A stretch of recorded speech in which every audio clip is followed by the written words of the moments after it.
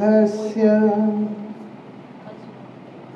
ज्ञानाञ्जनशलाकया चक्षुरुन्मीलितं येन तस्मै श्री गुरवे नमः। नमः ॐ विष्णुपादाय श्रीगौरप्रियमूर्तये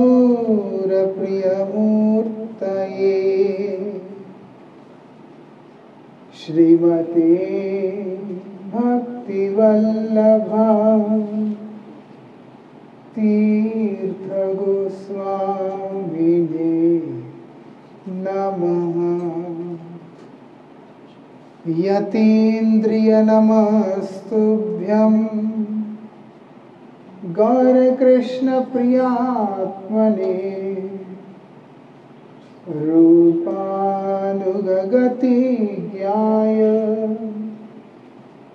गुरुदेवाय ते नमः। पतित पावन परम करुणामय परम आराध्यतम श्रील गुरुदेव नित्य लीला प्रविष्टोम विष्णुपाद परमहंस परिव्राजकाचार्य अष्टोत्तर शतश्री श्रीमद श्रील भक्ति वल्लभ तीर्थ गोस्वामी महाराज जी के अभय चरण असंख्य कोटि साष्टांग दंडवत प्रणाम करते हुए उनकी अहेतु की कृपा प्रार्थना करता।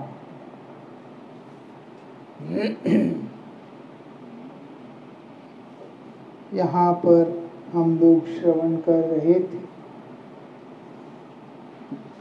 उन व्रज गोपियों के प्रेम के विषय में, किस प्रकार से यद्यपि उनका जीवन धारण करने का इच्छा नहीं है, क्योंकि कृष्ण के विरह में वो जीना ही नहीं चाहती है, तब भी एक दूसरे की प्रसन्नता के लिए, एक दूसरे को कष्ट ना देने के उद्देश्य से वो लोग जीवन धारण करती है। ऐसी उनकी प्रेम का विशेषता है। प्रिया प्रिय संग हीना प्रिय प्रिया संग बिना नाही जिए ये सत्य प्रमाण। शास्त्र कह रहे हैं, प्रमाण दे करके कह रहे हैं। प्रिया कौन है? श्रीमती राधिका। प्रिय कौन है? कृष्ण श्याम सुंदर। श्रीमती राधिका श्री कृष्ण के संग के बिना और वही श्री श्याम सुंदर श्रीमती राधिका के संग के बिना वो बोलते हैं वो लोग जीवन धारण नहीं कर सकते हैं। ऐसा शास्त्रों ने यहाँ तक बताया कि राधिका को देखकर क्या राधिका ही कृष्ण है, और कृष्ण को देख करके क्या कृष्ण ही राधा है। एक ही आत्मा दो कलेवर के रूप में प्रकट होकर दिखलाई पड़ रहा है, ऐसे करके बतला रहे। क्या बोलते हैं शास्त्र? यद्यपि भगवान आत्मा राम है, अपने ही अंतर में रमण करने वाले हैं, लेकिन निश्चित रूप से उस आत्माराम की भी आत्मा श्रीमती राधिका है। ऐसा राधा रानी कृष्ण की आत्म स्वरूपा है। आत्मा के बिना कोई जीवन कैसे धारण कर सकता? कोई जिंदा रह नहीं सकता। इसलिए बोलते हैं राधिका की आत्मा कृष्ण है और कृष्ण का आत्मा राधा जी है। दोनों एक दूसरे के बिना रह ही नहीं पाते। एक गोपियां श्रीमती राधिका इत्यादियों ने अपने जीवन क्यों धारण किया, और तो और श्याम सुंदर ने अपने जीवन को क्यों धारण किया। भगवान श्याम सुंदर ने भी प्राणों को त्याग नहीं किया। किस लिए? कि अगर मैं प्राण त्याग कर दूंगा, व्रजांगनाओं का, गोपीजनों का हृदय जो है विदीर्ण हो जाएगा, फट जाएगा, उनका कलेजा फट जाएगा। आगे ही कृष्ण का विरह में उनकी ऐसी दशा जिसका जो है वर्णन भी नहीं किया जा सकता है। नाक के आगे रुई रखने से उनके श्वास से निकलने वाली गर्म हवाओं से वो रुई जल के खाक हो जाता था। कितना हृदय के अंदर आग है।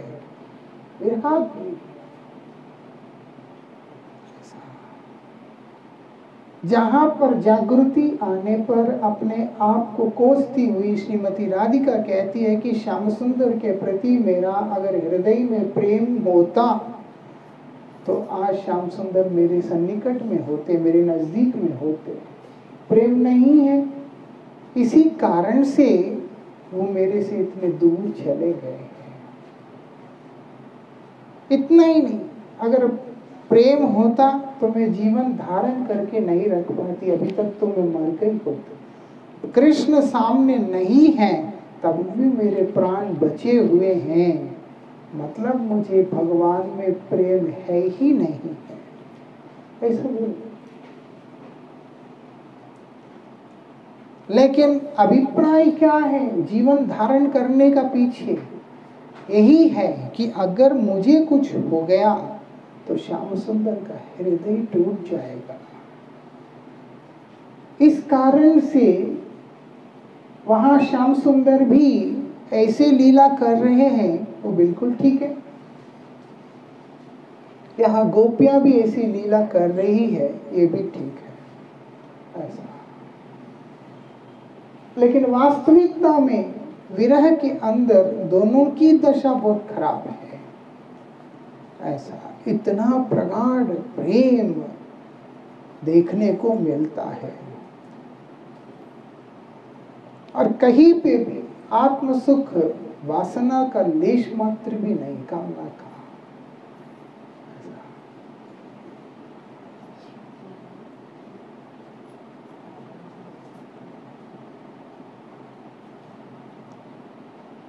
क्या बोल रहे हैं यहाँ? किस प्रकार से श्रीमती राधिका है, वो बोलते हैं असंख्य भार। जिस प्रकार से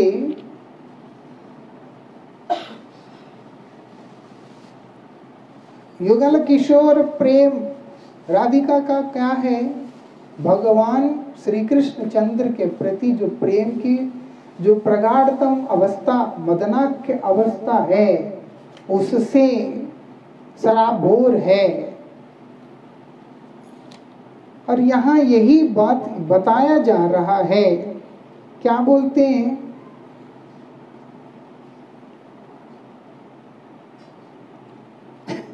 और वो जो प्रेम है वो किस प्रकार से?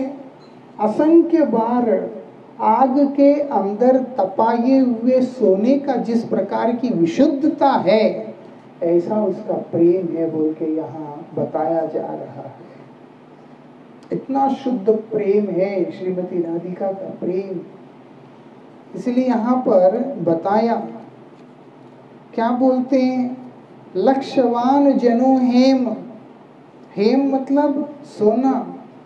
लाख बार जो है आग के अंदर रख के सोना को जलाने पे जितना अधिक शुद्ध होकर के निकल के आता है, इतना ही अधिक शुद्धता है श्रीमती राधिका का श्री श्याम सुंदर के प्रति उस प्रेम के अंदर, उस भाव के अंदर।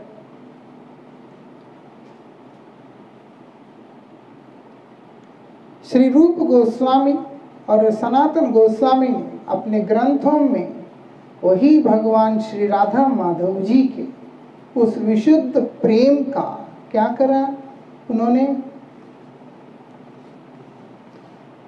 श्याम सुंदर की गोलोक लीलाओं का दृष्टांतों को देखकर वहां बड़े सुंदर रूप से प्रकाशित किया, ऐसा बड़े सुंदर रूप से प्रकाशित किया। वो बोलते हैं ब्रह्मा उद्धव आदि के लिए ही जो दुर्गम वस्तु है। अब आप देखेंगे ब्रह्मा व्रज के अंदर आके भगवान को देखकर मोहित हो गया, नहीं समझ पाया कि ब्रह्मा का ये भगवान का ये लीला है, नहीं समझ पाया। इतनी अलौकिक घटना घटने के बाद भी भगवान का वैभव को ब्रह्मा भी नहीं समझ पाए, भगवान के उस वैभव को उद्धव भी नहीं समझ पाए हैं, नहीं समझ पाए। ऐसे ऐसे बड़े बड़े महापुरुष भी के लिए भी भगवान का उस विशुद्ध प्रेम जो कि इतना सुलभ नहीं है और इतना ही सुलभ समझ में आने वाला वस्तु भी नहीं है।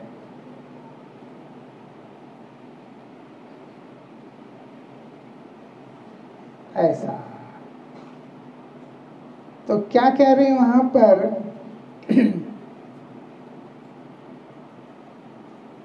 वही श्री राधा माधव जी के जो परम गोपनीय प्रेम है, वो गोपनीय प्रेम है, उसको क्या बोलते हैं?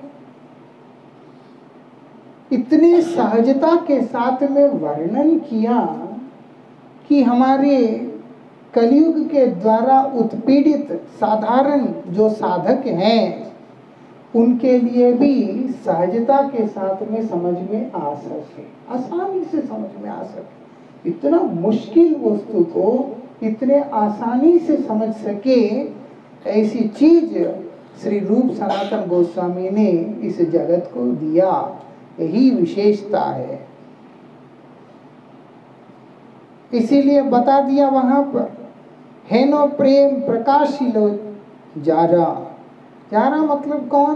श्री रूप सनातन गोस्वामी, जिन्होंने उस प्रेम को, उस विषय वस्तु को इस जगत के आगे प्रकाशित कर दिया। इसीलिए वो दोनों की वैशिष्ट यहाँ पर बताया जा रहा है। ऐसा अक्सर होता है, कोई भी संप्रदाय में चले जाओ जी, भगवान नहीं तो मिलना है, ऐसा करके ना। किस प्रकार से भगवान आपको मिलते हैं वो डिपेंड करता है कौन से आचार्य के अंगत में जाने पर, जिनके परंपरा में जाने पर, उन आचार्यों के भावों के साथ में आपका भाव का जहाँ मिश्रण है। गुरु कृपा के बिना भगवान मिलना संभव ही नहीं है। अभी वो गुरु का जो परंपरा है, संप्रदाय जो है, वो जिस भाव से भगवान की आराधना करते हैं वो बहुत महत्व रखता है। श्रीमती राधिका के अनेक प्रकार की सखियां हैं, उनमें से जो प्राण प्रिय सखी है वो सबसे श्रेष्ठ, जो राधिका के एकदम अंतरंग में रहने वाली सखियां, जिनको हम लोग ललिता, विशाखा, तुंगविद्या, रंगदेवी, इंदुलेखा, चंपकलता इस नाम से हम लोग जानते हैं, 8 अष्टसखियां। और उनमें से भी और भी अधिक निकट जो है ललिता एवं विशाखा, उनमें से भी ललिता सर्वाधिक सन्निकट है। वो ललिता सखी के अनुगत में आए हुए जो भक्त होते हैं, उसी परंपरा के अंतर्गत हम चल के आते हैं। तो उस श्री राधा कृष्ण के एकांत लीला के, उस निगूढ़ लीला के रहस्य जो है हमारे लिए बोधगम्य होता है, मतलब समझ में आता है। सर्वश्रेष्ठ जो प्रयोजनीय वस्तु है उसका प्राप्ति हमें होता है। ऐसा नहीं है कि और संप्रदाय में जाने से भगवान नहीं मिलते, लेकिन इस तरीका से नहीं मिलते। ऐसा यहाँ पर पूर्णता है, क्योंकि यहाँ पर राधा दास्यम का बात हो रहा है, कृष्ण दासत्व का बात नहीं हो रहा। श्रीमती राधिका का दासत्व का बात हो रहा है। हमने राधा रानी का दासी बनना है, ऐसा तब कृष्ण मिलते हैं। इसीलिए बताया श्री भक्ति विनोद ठाकुर ने, राधिका दासी यदि है अभिमान, शीघ्र मिले तब गोकुल कान करके। भगवान श्री श्याम सुंदर उसको अति शीघ्रता के साथ मिल जाते हैं, जिसके अंदर ये अभिमान रहता है कि मैं राधा रानी का दासी हूँ, मैं राधा रानी का दासी हूँ। उसको श्याम सुंदर का प्राप्ति सुनिश्चित है। इसीलिए ललितादि सखियों के अंदर यही रहता है कि हम राधा रानी के दासी हैं, ऐसा। इसी कारण यहाँ पर बता रहे हैं, ललिता सखी के अनुगत श्री रूप मंजरी जो हैं इसी भाव में प्रतिष्ठित है। रूप मंजरी, लवंग मंजरी, प्रेम मंजरी, अनंग मंजरी, विलास मंजरी, ये जितने भी मंजरियां हैं ये सब वही श्री राधिका की एकांत सेवा की अधिकारिणी है, ऐसा।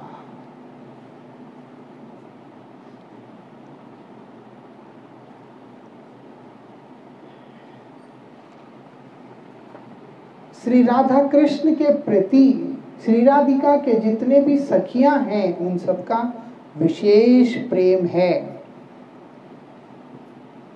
क्यों? ये लोग प्राण प्रिय सखियां हैं।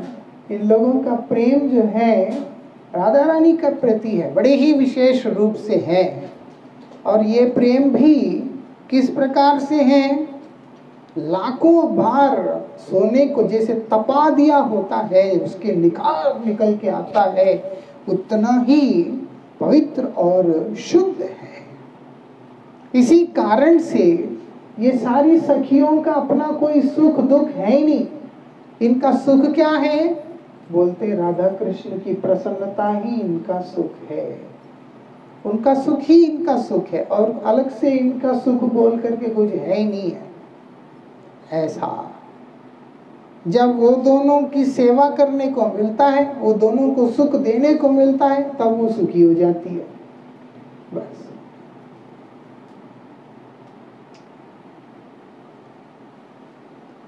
क्या बोलते हैं?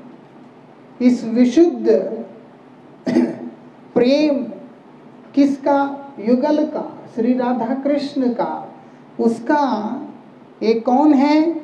उस प्रेम रूपी संपद का एकमात्र अधिकारी जो है ये सारी गोपियां है, और कोई नहीं है, ऐसा। क्या बोलते हैं? श्रील कविराज गोस्वामी बतला रहे हैं, राधा कृष्णेर लीला यही अति गूढ़तर। श्री राधा कृष्ण की जो लीला जो है वो अत्यंत गोपनीय है, परम गोपनीय है। ऐसा नहीं है कि ये सार्वजनिक है, ऐसा। इसीलिए सार्वजनिक में कभी इन चीजों का चर्चा भी नहीं करना चाहिए, ये परम गोपनीय है, ऐसा। दास्य वात्सल्यादि भावेर नाहै गोचर, सबे एक सखी गणेर यह अधिकार। मतलब क्या है? दास्य आदि वात्सल्य आदि जितने भी हैं, शांत दास साख्य वात्सल्य आदि जो भाव है, उसमें प्रतिष्ठित जो भक्त हैं उनके लिए भी ये गोचर नहीं है, उनको समझाने वाली चीज भी नहीं है, ऐसा। हम बावले हो जाते हैं, जैसे ना राधा कुंड जाना है और उसके बाद बरसाना, वृंदावन, रासलीला, फलाना, कई सारी चीजें थोड़ा सा अंदर से दौरे आ जाते हैं, बिल्कुल अपने आप को गोपियां समझ लेते हैं। लेकिन परमाराध्य श्री गुरु महाराज जी ने एक संदर्भ में बोला था, गुरु जी बोलते हैं, श्री राधिका के उस उज्जवल प्रेम साम्राज्य में वो बोलते हैं दास से साख्य वात्सल्य और शांत रस के भक्तों का भी अधिकार नहीं है। ऐसा जो लोग शांत दास साख्य वात्सल्य चारों रसों के रसिक हैं, क्या बोलते हैं, उनका अधिकार भी नहीं है। ऐसा इसीलिए आप देखेंगे जहां हम लोग गोविंद लीलामृत का चिंतन करते हैं कार्तिक के अंदर, उसमें प्रथम याम में ही आ जाता है कि राधा कृष्ण उस निकुंज के अंदर वो लोग जब विलास कर रहे हैं, लीला कर रहे हैं, तो वृंदा देवी अस्थिर हो रही है, चंचल हो रही है। ऐसा बोलते हैं, देखिया अरुणोदय वृंदा देवी व्यस्त है कुंजे नान रव कराए। क्यों? किसी को पता नहीं चलना चाहिए। इस भाव से डर है, बोलते ना, अधिकार नहीं है, योग्य नहीं है किसी के अंदर राधा कृष्ण की उस निगूढ़ लीला को देख सके, अनुभव कर सके। ऐसा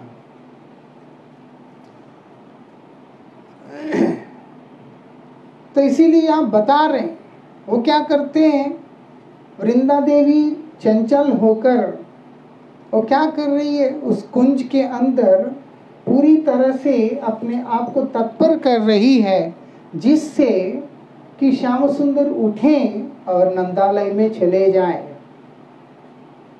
श्री जी उठें और अपने स्थान में चले जाएं। ऐसा इसीलिए काखटी नाम का वानर को, पहले तो चिड़ियां थोड़े थोड़े धीरे धीरे आवाज करती हैं, लेकिन ये उठते नहीं है, तो इसीलिए वो बहुत बड़ा अलार्म लगा रखा वहां पर। वो जो बंदर आके काखटी नाम का बड़े विचित्र आवाजों को करने से वो झट से उड़ जाते हैं। लेकिन क्या चल,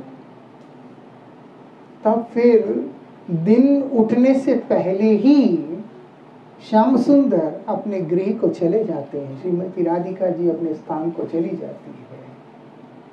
और इसके बाद जब निशांत रात्रि लीला भजन की बात करते हैं, तब यशोदा मैया बड़े ही यत्न के साथ कृष्ण को सुला देती है। बोलते हैं, मात्र यत्ने करीला शयन, बड़े ही प्यार से यशोदा मैया क्या करती है, लाला सो जा, बहुत देर हो गया है ना, थक गया तुम, ऐसे ऐसे हाथ पांव दबा के जैसे सुला देती है। कृष्ण भी ऐसे ही सो जाते हैं। अभी क्या करते हैं, राधा जी को मिलने की इच्छा से, राधा जी को मिलने की इच्छा से जब यशोदा मैया सुलाकर उनको चली जाती है, चुपचाप कृष्ण वहां से रात्रि को निकलकर फिर कुंज की तरफ निकल जाते हैं। क्यों भाग के जाते हैं? क्योंकि अधिकार की बात है।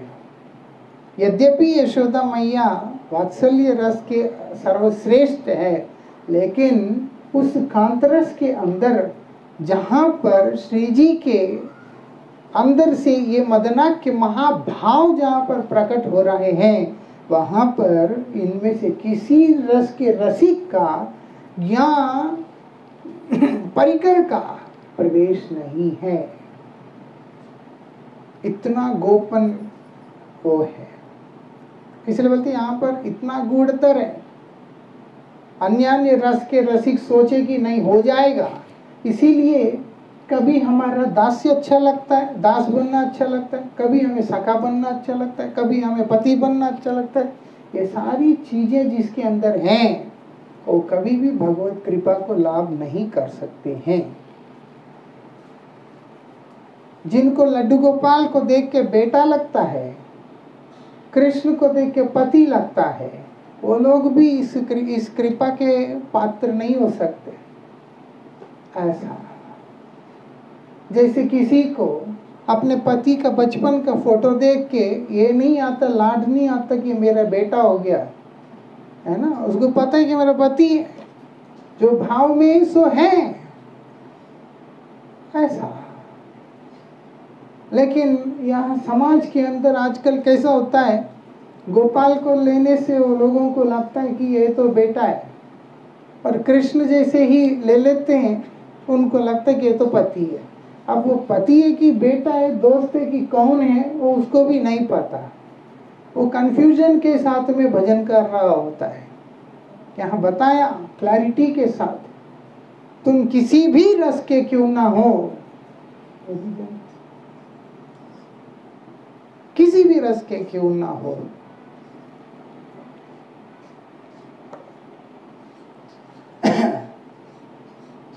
अगर तुम कांतरस के नहीं हो, श्री राधिका के दासियों के परंपरा के नहीं हो, निश्चित रूप से ये जो गूढ़ सिद्धांत है वो कभी भी समझ में नहीं आएगा। ऐसा इसीलिए सबका अधिकार किसको है? केवल मात्र मधुर रस के जो गोपियां हैं उन्हीं का अधिकार है, और किसी का भी अधिकार नहीं है। बोलते हैं सखियों के माध्यम से ही ये लीला का विस्तार है। ऐसा नहीं है कि सखियां नहीं है तो लीला हो जाएगा, सखियों के माध्यम से ही लीला विस्तार है। यहाँ तक बता दिया सखियों के बिना लीला पुष्ट भी नहीं हो सकता। ऐसा सखियां ही इस लीला का विस्तार करती है और सखियां ही इस लीला का आस्वादन भी करती है। ऐसा सखियां इस लीला को विस्तार करके इस लीला का आस्वादन करती है, और कोई इसके अंदर अधिकारी है ही नहीं है।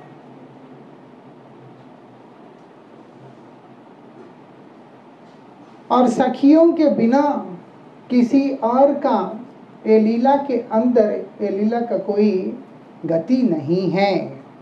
कोई और सोचे सखियों के बिना मैं इस लीला का अधिकारी बन जाऊंगा, वो बोलते वो भी संभव नहीं है। ऐसा सखियां में विशेष करके वो सखियों का बात हो रहा है जो कि श्री राधिका के अत्यंत प्रिय है।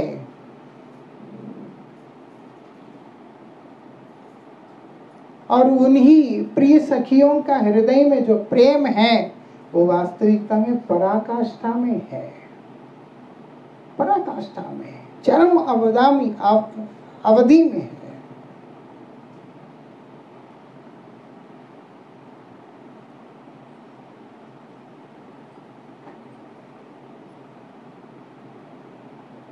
वो इसलिए सखियों के मध्य में श्याम सुंदर से मिलने की कोई तीव्र इच्छा ना होने के बाद भी राधिका के इच्छा और प्रयास के कारण उन लोगों का श्री कृष्ण के साथ में मिलन जो है बन जाता है। ऐसा उनका इच्छा होता है कृष्ण का ही राधिका का दासत्व करना, लेकिन जब राधा रानी की इच्छा है कि वो कृष्ण से मिले, कृष्ण सेवा करें, तो राधा रानी की प्रसन्नता के लिए उन लोगों के अंदर कृष्ण सेवा का तत्परता आ जाता है। ऐसा प्रेम है। वो क्यों कृष्ण से प्रेम करती है? क्योंकि राधा रानी कृष्ण से प्रेम करती है। ऐसा राधा रानी अगर कृष्ण से प्रेम ना करे तो गोपियां भी नहीं करेंगी। ऐसा वो राधिका कृष्ण के बिना नहीं जी सकती है, इसीलिए राधा रानी की दासी भी कृष्ण के साथ में प्रीति रखकर कृष्ण को ही अपना स्वामी के रूप में वर्ण किया। मूल में देखा जाए तो वो लोगों का जीवन का एक उद्देश्य है, वो राधा रानी के चरणों का दासत्व, उनकी ही प्रसन्नता की सेवा। ऐसा और ये रूप गोस्वामी जो कि रूप मंजरी जो है उन्हीं सखियों में से एक है। सनातन गोस्वामी उन्हीं सखियों में से एक है, भूगर्भ गोस्वामी इत्यादि उन्हीं सखियों में से एक है, लोकनाथ गोस्वामी उन्हीं सखियों में से एक है। इसी कारण से वहां पर बता रहे हैं, क्या बोल रहे हैं यहाँ पर, सखीर स्वभाव एक अकथ्य का कथन, कृष्ण सह निज लीलाए नाही सखीर मोहन। सखियों का स्वभाव बड़ा ही अद्भुत है, जो कि हमारी कल्पना से भी परे है। क्या है वो?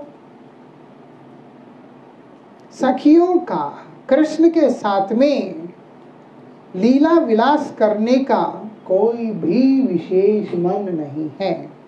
इसलिए कृष्ण सहा निज लीलाए नहीं सखीर मन, नहीं है। वो नहीं चाहती कि मैं कृष्ण के साथ में जा करके विलास करूं, ऐसी उनकी विचित्रता है। क्या बोलते हैं, कृष्ण सहा राधिकार लीला जे कराए।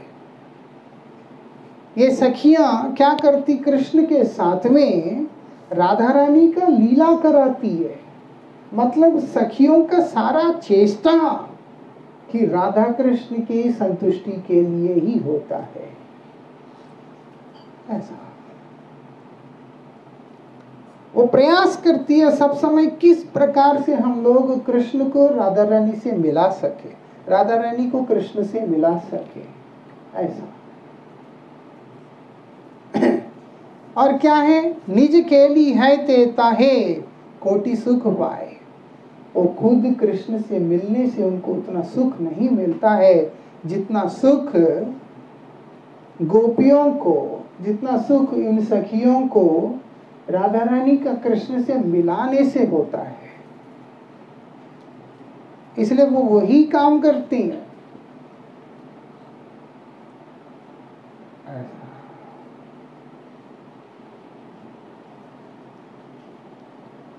हम अधिकार ना होने पे भी ऐसे सोचते हैं, मौका मिले तो राधा रानी की जगह पे तो हम चले जाएं। मौका लगा तो हम अपने आप को राधा रानी समझ लें और हम जो है राधा रानी को किनारा करके खुद वहां पर राधा रानी बन जाए। ये बदजीव का स्वभाव होता है। लेकिन गोपियां ऐसी नहीं होती है। उनके लिए श्री राधिका और श्याम सुंदर दोनों ही सेव्य है, दोनों ही सेव्य। और वो दोनों के मध्य में श्री राधा जी सर्वश्रेष्ठ सेव्या है। इसीलिए उनका सारी क्रियाएं, क्योंकि दासी है, दासी का तो अपना कोई सुख दुख बोल करके है नहीं, गुलाम का अपना कोई सुख दुख बोल करके होता नहीं है। एक गुलाम अगर ये चिंतन करने लगे कि मुझे इस चीज की आवश्यकता है, मेरा ये प्रयोजन है, मतलब वो अपने धर्म के साथ में न्याय नहीं कर रहा है। समझ में आता है? वो अपने धर्म के साथ न्याय नहीं कर रहा, वो तो अन्याय कर रहा है अपने धर्म के साथ। ऐसा गुलाम का क्या है, अपना कोई इच्छा नहीं होता, अपना कोई खाने का इच्छा नहीं, अपना कोई सोने का इच्छा नहीं, अपना कोई करने का इच्छा नहीं, चलने का इच्छा नहीं, कुछ भी नहीं। वो क्या है, वो केवल अपने प्रभु के आदेश के ऊपर और अपने प्रभु की प्रसन्नता के अनुसार ही उसका जीवन है। इसीलिए श्री भक्तिविनोद ठाकुर जी महाराज ने बताया, मारवी राखवी जो इच्छा तो है, मार दो राखो जो मर्जी करो, आपका मर्जी है, आपका दास हूं। क्यों? क्योंकि मैं आपका दास हूं और मेरे ऊपर आपका पूर्ण हक है। गोपियां भी ऐसी है, श्री राधे हम तो आपकी दासियां हैं, आप हमको अपनी प्रसन्नता के अनुरूप सेवा में नियुक्त कीजिए। श्री राधिका के सर्वप्रिय श्याम सुंदर होने के कारण राधा रानी सभी को श्याम सुंदर की सेवा में नियुक्त कर रही है। सभी राधा रानी की प्रसन्नता के लिए श्याम सुंदर की सेवा में तत्परता के साथ में लगे हुए हैं। ऐसा बड़ा अद्भुत बात है। और ऐसी सेवा करते करते वो लोगों का क्या स्थिति होता है, उनका मनस्थिति, वो बोलते हैं उनको अपना सुख से ज्यादा, उनको अपना सुख से ज्यादा क्या होता है, उन दोनों के, उनके स्वामी और स्वामिनी का, प्रिया और प्रीतम का मिलन का जो सुख है वो अधिक होता है। ऐसा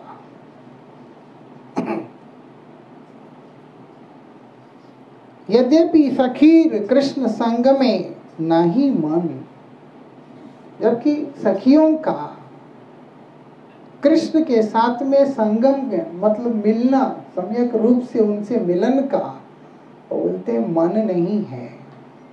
तथापि राधिका यत्ने कराए संगम। ऐसा क्या बोलते हैं, श्रीमती राधिका क्या कर रही है,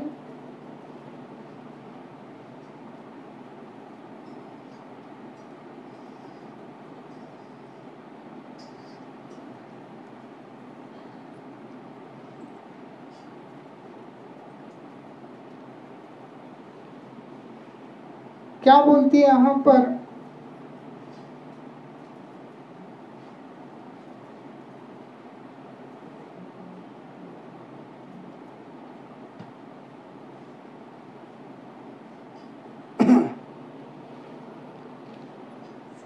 श्रीमती राधिका के स्नेह संपन्न जितने भी गोपीगण हैं वो लोग क्या है, वे ऐसी सेवानिष्ठ है और ऐसा सेवागत प्राण है वो लोग। और क्या है, वो लोग ऐसे ही सेवा रस का जो एक बड़ा ही जो गाढ़ स्वरूप है उनका, मतलब प्रगाढ़ स्वरूप है, मतलब पतलापन नहीं है, जैसे उनका सेवा निष्ठा में कोई भी त्रुटि नहीं है, कमी नहीं, अभाव नहीं है। ऐसा है ना, बड़ा ही गाढ़ा है, पतला पतला नहीं है, एकदम गाढ़ा गाढ़ा है ऐसा। और उसके बाद जैसे ना चीनी का पानी है जैसे, और एक मिश्री कितना गाढ़ा है, इतना सख्त है, एक बार तो जोर से मार दो तो सिर भी फट सकता है, लेकिन कितना मिठास है उसमें। ऐसा ये गोपियों का वो प्रेम भी, ये गोपियों का सेवा भाव भी इसी प्रकार से है, उनका सेवा निष्ठा, उनका प्राण भी जो है सेवा के प्रति जो समर्पित, वो इसी प्रकार से है, यही उसकी विशेषता है।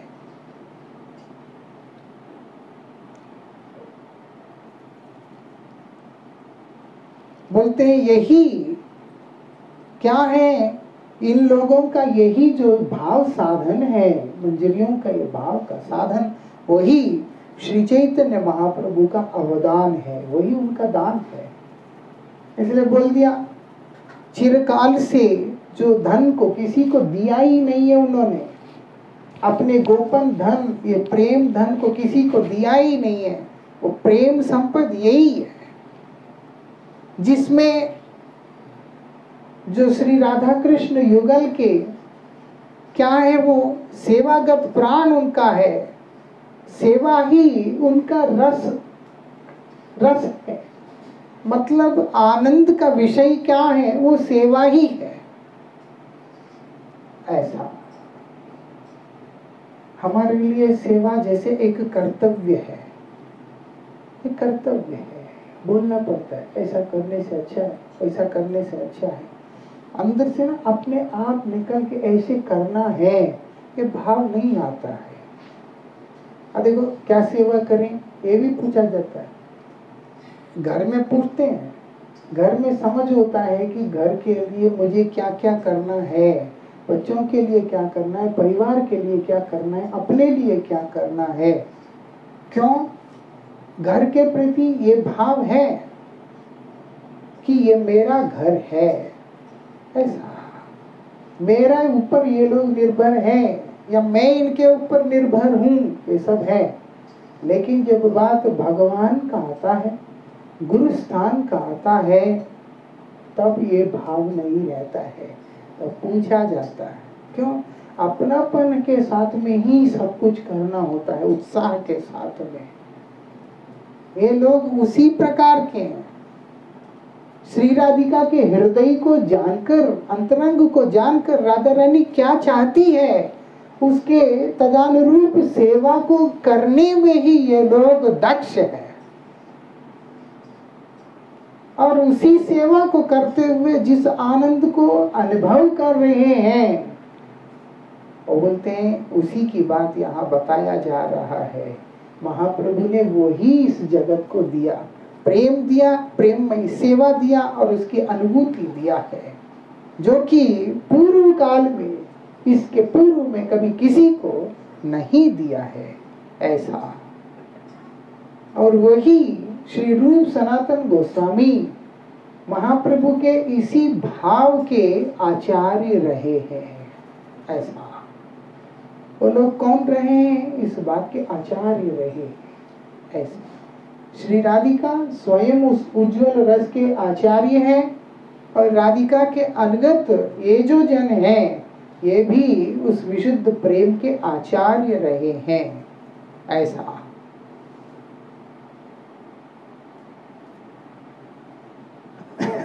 उन्होंने अपने ग्रंथों में यही मंजरी भाव के साधन को लेकर, उसके गूढ़ सिद्धांतों को लेकर बड़े सुंदर रूप से व्याख्यान किया है ऐसा।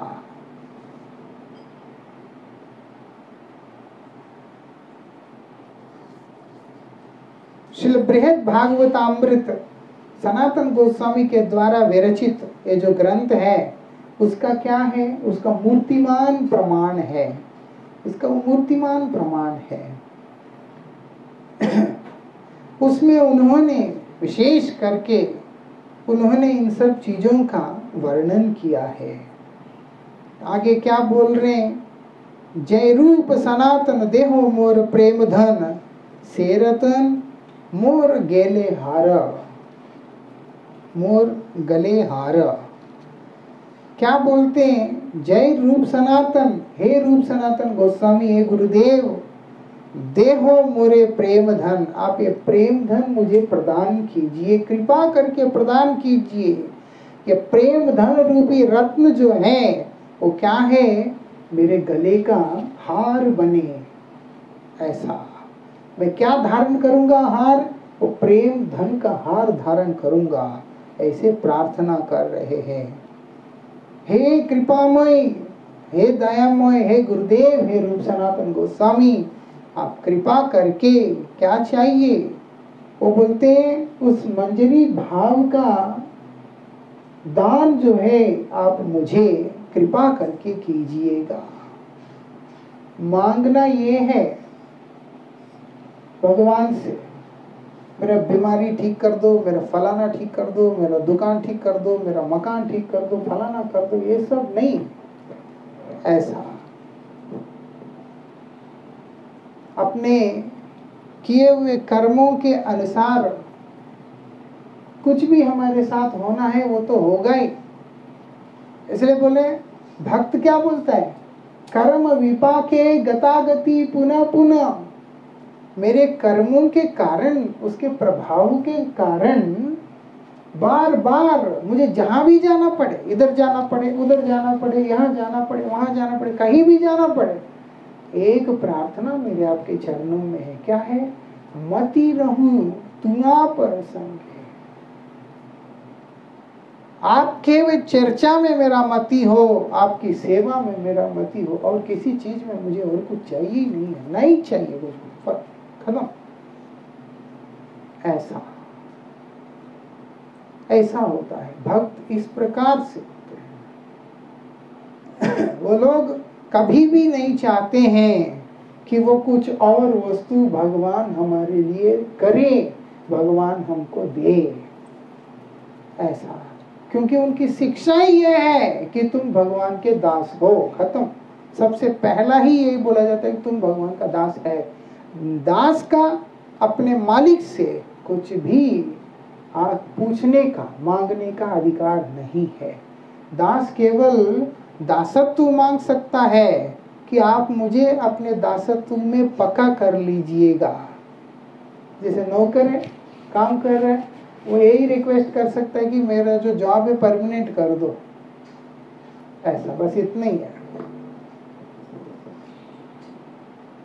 एक प्रार्थना कर सकता है और कुछ चाहिए नहीं। यही बात बता रहे हैं कि हमें क्या चाहिए, आपका उस प्रेम दान जो है वो आप कृपा करके हमें दे दीजिए, और कुछ नहीं चाहिए। और यही प्रेम रत्न क्या करेगा, कंठहार की तरह, जैसे गले में पहना हुआ हार गले का शोभा को बढ़ाता है, उसी प्रकार से आपका ये जो प्रेम रूपी धन है, प्रेम मणि जो है, उसका हार मेरे आत्मा का मंगल विधान करेगा, उसका शोभा को बढ़ा देगा। मतलब आत्मा जब प्रेम रूपी धन का रत्न धारण करके खड़ा है तो वो इतना सुंदर लगेगा, वही यहाँ पर बता रहे है ना। ये मान लो कोई डायमंड नेकलेस पहन लिया, अच्छा सा, बहुत बढ़िया एकदम, छोटा सा ऐसा लाइट पड़ रहा है उसमें, जरकन जुरकन नहीं, पर देखा जाए तो वो भी कितना चमकते हैं, देखा जाए, है ना। और अगर ओरिजिनल डायमंड जिसने लगा ली एकदम, एकदम छोटा छोटा ही क्यों ना हो, उसकी भी एक अलग अट्रैक्शन। इतनी छोटे होने के बाद भी अगर ओरिजिनल है, उसकी एक अलग ही अट्रैक्शन है, इसीलिए उसकी वैल्यू है, ऐसा। और ऐसे ही नीलम पहन लिया, कितना सुंदर लगता है नीलम, अगर बहुत बढ़िया एकदम, है ना। पुखराज पहन लिया, जो भी पहन लिया। तो इसीलिए बता रहे हैं, वो जिस प्रकार से उनको धारण करने पर हाथों का, गले का, हर चीज का एक अलग शोभा है। नवरत्न का बना करके पहन लेते हैं, उसका एक अलग शोभा है, बड़ा सुंदर दिखता है। नवरत्न की अंगूठियां भी आते हैं, ऐसे ऐसे ऐसे करके सब वो पहन के बड़ा सुंदर लग रहा होता है, वो लोग बड़े खुश हो रहे होते हैं, ऐसा। उसी प्रकार से आत्मा का अलंकार, आत्मा का शोभा किसमें है, वो बोलते हैं इसी प्रेम रत्न को धारण करने में है। पहनना है, प्रेम रत्न धन को धारण करना है, पहनना है उसको, बस। तो आत्मा का शोभा है। अगर ये नहीं पहनकर अन्य अलंकारों को अगर हम धारण करते हैं, वो आत्मा को कभी भी स्पर्श ही नहीं कर रहा होता है, तो आत्मा का उसमें कोई सुंदरता नहीं है। फिर कारण क्या है, आत्मा अपने अज्ञानता के कारण, अज्ञान के संपर्क में, माया के संपर्क में आकर आत्मा जो है क्या करता है, ये बाहर के आवरणों को ही अपना आवरण मान बैठता है। ये बाहर के आवरणों को अपना आवरण मानकर वो माया के द्वारा उत्पीड़ित होकर वो दुख को ही भोग कर रहा होता है।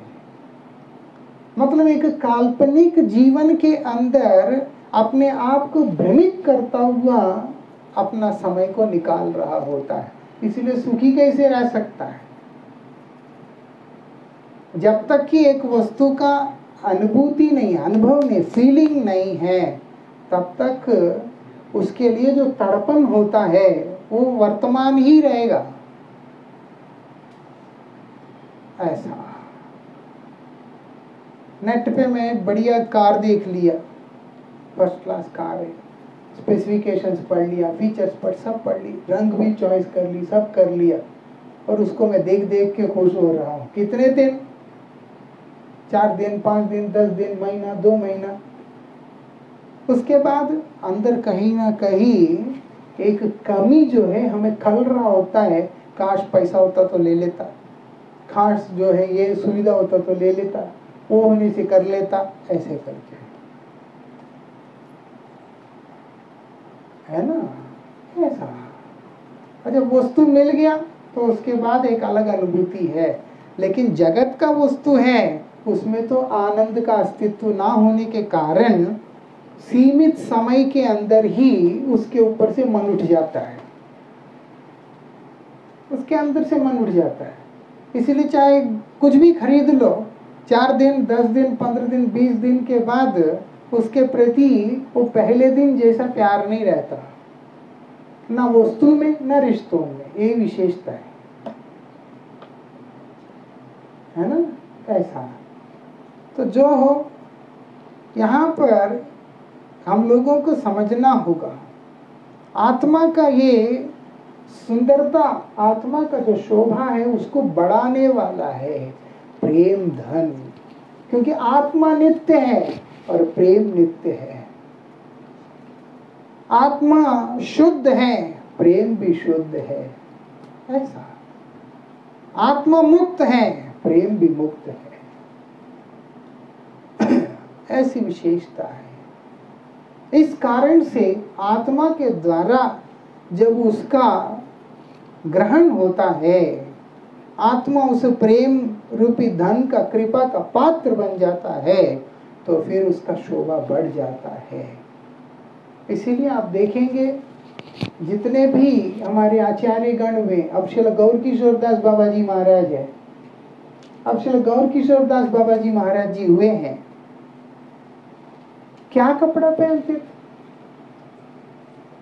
कितने कपड़े पहनते थे? कुछ भी नहीं पहनते थे। कौन सा प्रेस किया हुआ कपड़ा पहनते थे? कितना उन्होंने धुले हुए बहुत बढ़िया कपड़ा पहनते थे। क्या पहनते थे? कुछ नहीं। श्री जगन्नाथ दास बाबा जी महाराज जी क्या पहनते थे? कितने पहनते थे? श्री बंशीदास बाबा जी महाराज जी क्या पहनते थे? कितना ज्यादा शेव करते थे, उल्टा हुक्का भी पीते थे, ऐसा। श्री गौर किशोर दास बाबा जी महाराज टूटे हुए नाव में रह के भजन किया करते थे। एक टूटे हुए खंडर वाली जो शौचालय है उसमें बैठ के भजन किया करते थे। कहाँ रह रहे हैं? स्थान कहाँ साफ है? जगह साफ नहीं है, कपड़े साफ नहीं है, रहन सहन बड़ा विचित्र है। श्री जगन्नाथ दास बाबा जी महाराज जी भोजन ग्रहण कर रहे, प्रसाद ग्रहण कर रहे हैं, 1-2 बार ऐसा भी हुआ कि सामने से कुत्ते आकर वो भी उसी पतल में से साथ साथ में खाए जा रहे हैं, और ये महापुरुष उसमें से खा रहे हैं। और जिनको ये भी सुध नहीं है कि मेरे थाली में मेरे अलावा और कौन खा रहा है, ऐसी अवस्था में रहने वाला ये व्यक्तित्व है। लेकिन जगत के वंदनीय आचार्य बने हुए हैं, जगत के महान आचार्य बने। सूरदास जी जन्म से अंधे, ऐसे असंख्य भक्त हुए हैं इस जगत में। क्या उनका अलंकार था? क्या उनका शोभा था? वो लोग क्या है, राजसी ठाट में रहते थे। नरोत्तम ठाकुर कैसे रहते थे? रघुनाथ दास गोस्वामी इतना अमीर बालक होकर के कैसे रहते थे पुरी में? रूप सनातन गोस्वामी कैसे रहते थे? भूगर्भ गोस्वामी कैसे रहते थे? शिवानंद सेन कैसे रहते थे? जितने भी असंख्य भक्त हुए, सब कैसे किस प्रकार से रहते थे। लेकिन उनके सबके श्रीअंग से एक अद्भुत आभा हमेशा प्रकाशित हो रहा है। वो किस चीज का है? बोलते यही प्रेम का है। ये प्रेम रत्न जो जिसके द्वारा वो अलंकृत होकर के बैठे हुए हैं, उसी का वो प्रभाव है। इसीलिए जितने भी राजा महाराजे, जितने भी व्यापारी, बड़े बड़े जो भी लोग हैं, वो सब जाकर ऐसे महान पुरुषों के चरणों में जाके शरण ग्रहण करते हैं। अरे इसके पास कुछ भी नहीं है, लेकिन जो है वो हमारे पास नहीं है, ऐसा हमारे पास नहीं है। और वहां जाने के बाद हमारा होश भी ठिकाने पे आ जाता है। इसीलिए कोई भी व्यक्ति, है ना, अगर इतना सा लेश मात्र अगर कोई भी व्यक्ति उस संग को प्राप्त कर सकता है तो उसी से उसका जीवन सार्थक हो जाएगा। ऐसे नहीं कहा साधु संग सर्व शास्त्र को है, तमाम शास्त्रों का ये उद्घोषणा है। लव मात्र साधु संग सर्व सिद्धि है। वो लव मात्र जो है, इतने कम से कम समय के लिए भी अगर कोई भी व्यक्ति साधुओं का सानिध्य को पा सकता है, उसका भी सर्व सिद्धि हो जाएगा, भगवत सिद्धि हो जाएगा, उसका जीवन तर जाएगा। क्यों? क्योंकि वो प्रेम रत्न जो धारण करके बैठा हुआ है, उसका कृपा संचार होगा आगे जाकर। चल, इसीलिए बोला सत्संग का इतना ज्यादा महिमा है। ऐसा हमको अधिक मिलता है, इसीलिए हमको समझ में नहीं आता कई बार। ये सत्य है। एक चीज जब खो जाता है तभी उसका मूल्य पता चलता है। गुरुजी के साथ में 20 साल रहने के बाद गुरुजी का मूल्य कहाँ समझ में आया? ठीक गुरुजी ने जिस दिन निर्णय लिया कि अब इन लोगों को समझाना है, और 20 अप्रैल 2017 को जब गुरुजी इस संसार को छोड़ के चले गए, तब समझ में आया कि इतने साल जो गुरुजी का सानिध्य जो मिला था उसका महिमा क्या है। ऐसा वस्तु जब सुलभ होता है तो हमें उसका महत्व नहीं पता चलता है। ऐसा अगर लोहे के भाव में सोना मिलने लगे तो सोने का कोई वैल्यू ही ना दे, ऐसा नहीं मिलता है। 1 ग्राम का भी उसका रेट होता है इतना बड़ा विचित्र सा। लोहा तो किलो के किलो ऐसे फेंक के रखते हैं, कोई किसी को लेना देना ही नहीं है। सोना 1 ग्राम के लिए भी जो है वो 3-4 हजार रुपए चला जाता है। ऐसा इसीलिए वस्तु जब दुर्लभ है, महान है, तो फिर उसको पाने का जो तड़पन है वो भी ऐसा ही होता है। लेकिन बद्धजीव के लिए जब वो दूर होता है उससे, तभी उसको समझ में आता है। ऐसा महत्वपूर्ण वस्तु भी पास रहने के बाद उनको उसका वैल्यू मूल्य नहीं समझ में आता है। लेकिन यहाँ बता दिया जो शुद्ध भक्त होते हैं वो उस प्रेम को धारण करके, प्रेम रत्न को धारण करके वो लोग अपने आप को धन्य करते हैं। प्रेम को धन बोल के संबोधन कर रहे हैं। क्या बोलते हैं?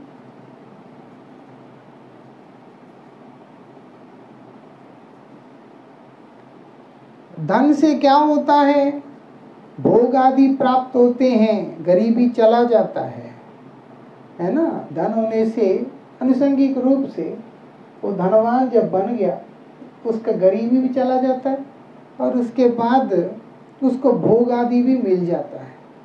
ठीक उसी प्रकार से ये प्रेम रूपी धन के होने से अनुसंगिक रूप से क्या हो रहा है वहां बता रहे हैं। अनुसंगिक रूप से प्रेम धन से क्या हो रहा है? वो बोलते हैं संसार के क्लेश नष्ट हो जाते हैं।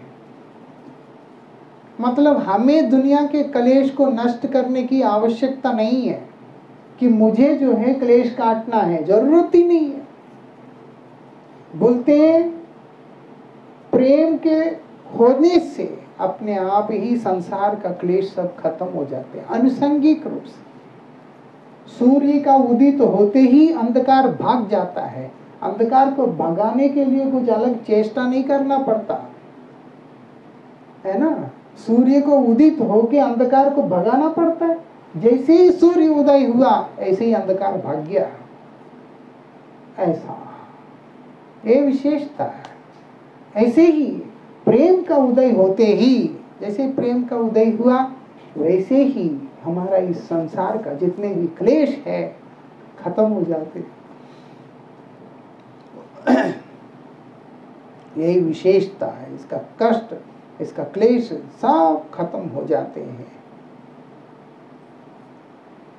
और क्या बोलते हैं, प्रेम श्री कृष्ण की अशेष माधुरी का आस्वादन भी करा देता है। श्री कृष्ण का अशेष माधुरी है ना, भगवान का रूप माधुरी, वेणु माधुरी, लीला माधुरी, गुण माधुरी आदि जो है, इन सब चीजों का आस्वादन, जो कि इनका ये अशेष है, मतलब क्या है, ये अनंत है, जिसका कोई समाप्ति नहीं है। हम बोले कि एक जगह पे आके समाप्त हो गया, बोलते ना, ऐसे अंत रहित, ऐसे शेष रहित, समाप्ति रहित जो भगवान की अनंत माधुरी है, उसका क्या कराता है, वो बोलते हैं उसका भी आस्वादन करा देता है ये प्रेम। यही इसकी विशेषता है। उसी अद्भुत प्रेम के धनी हमारे श्री रूप और सनातन गोस्वामी आदि आचार्य है, इसीलिए उनसे कृपा मांग रहे हैं। इसके आगे की चर्चा हम लोग कल करेंगे।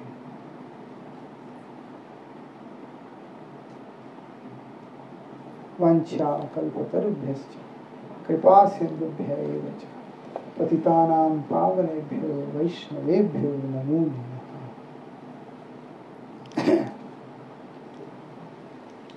हरे कृष्णा कृष्णा कृष्णा हरे हरे, हरे राम